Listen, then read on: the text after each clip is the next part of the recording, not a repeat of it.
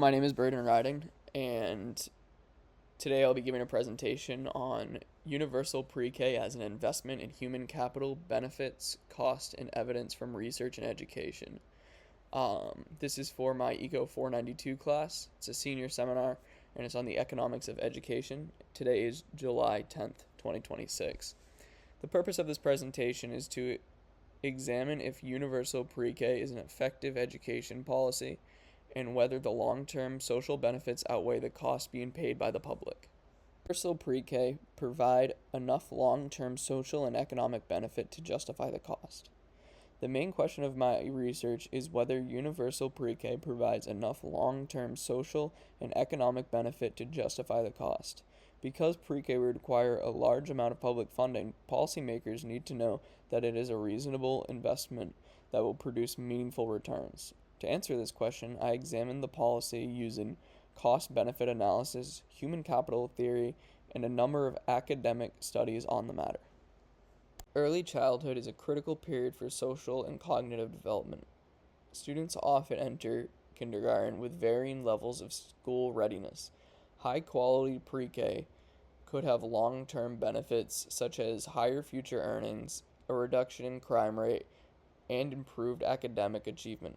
Policymakers often debate whether pre K should be universal or targeted to help disadvantaged populations. Universal pre K would require significant investment, which means it's important to weigh the cost and benefits of it.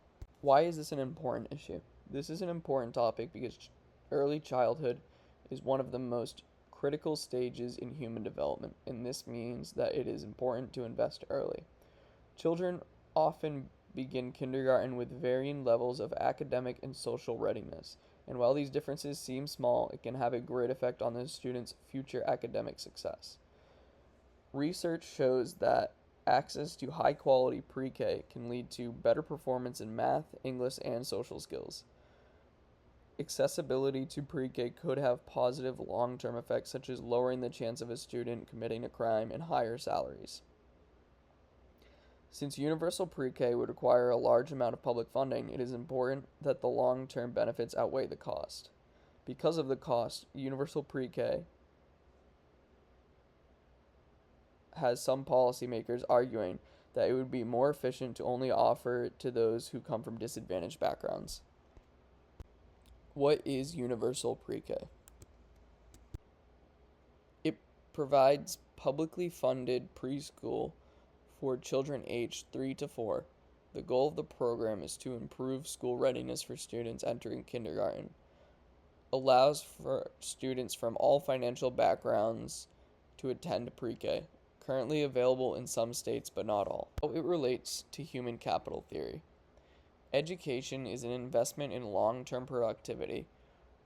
Early education builds long-term skills such as cognitive and non-cognitive abilities.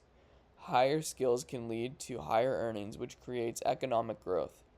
Society benefits from a lower crime rate and greater tax revenue. How it relates to human capital theory. My analysis of universal pre-K is based on human capital theory. This theory argues that education should be seen as an investment and not just an expense for the taxpayer.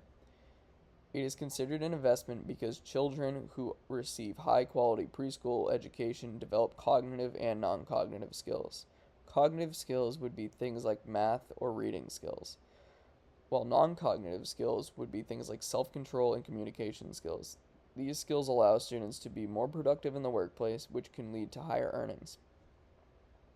The higher earnings that come from this lead to economic growth, which benefit the taxpayer. Investment in human capital has also been shown to have a positive effect on the crime rate. The government benefits from investing in human capital because they collect more tax revenue from higher wages that come from those who went to pre-K.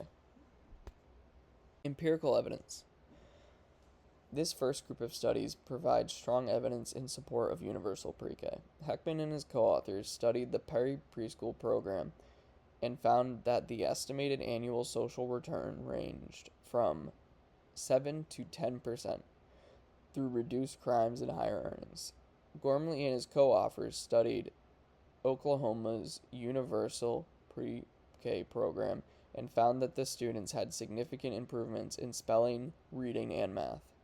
Wong and his co-authors monitored 5 states' preschool programs and found positive effects across all states.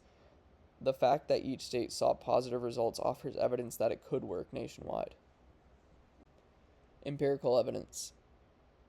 These studies offer a broader perspective on the benefits of universal pre-K. Fitzpatrick examined Georgia's universal pre-K program and found mixed long-term effects, which suggest that the location and quality of the program can affect outcomes. Duncan and Magnuson reviewed decades of studies on preschools and found that those who benefited the most from access to pre-K were disadvantaged children. Lastly, Wayland and Yokawa studied the Boston public pre-K program and found improvements in literacy and math. They also observed that students had improved executive functioning and emotional skills. Altogether, these studies show that the long-term benefits depend on the quality of the program and not just the access to it. Benefits and cost. Just like any other public policy, pre-K has both cost and benefits. The primary cost of universal pre-K are teachers' salaries, classroom facilities, the salaries and expenses of the administration, and educational materials like books and computers. These costs are paid through public investment by the taxpayer. The potential benefit that comes from access to pre-K include higher lifetime earnings, lower crime rates, better school readiness, and increased tax revenue. One of the most convincing pieces of evidence comes from Heckman and his colleagues. They calculated that there was an estimated annual social return on investment of 10%. The prevalent research suggests that when the pre-K programs are of high quality, the long-term benefits outweigh the cost of funding them.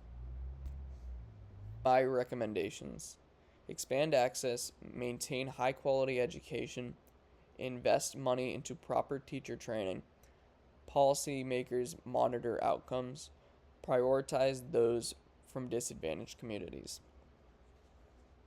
Based on the evidence presented within this presentation, I would suggest expanding the public school system to include pre-K. However, the quality of the schooling must be good, or else the cost of funding will outweigh the benefits. To ensure that education is of high quality, policymakers need to continue to invest in training for teachers and monitor educational outcomes to ensure the quality of education remains consistent. I believe that disadvantaged communities should be prioritized, as those who come from them benefit most from universal pre-K. Ways. Universal pre-K generally leads to positive returns. Evidence supports the conclusion that expansion benefits society. Investing in childhood education early on is an investment, not an expense. When there is high quality schooling present, the benefits outweigh the cost. In conclusion, the evidence presented suggests that universal pre-K is a beneficial investment when the programs that are being implemented are of high quality. Human capital theory explains that early education can produce long-term social and economic benefits, and it is even more beneficial during such a critical stage in development. While it requires significant public funding, the research shows that improvements in academic performance and future earnings outweigh the cost. In conclusion, universal pre-K should be viewed as an investment in children, which benefits society in the long term rather than just another expensive government program.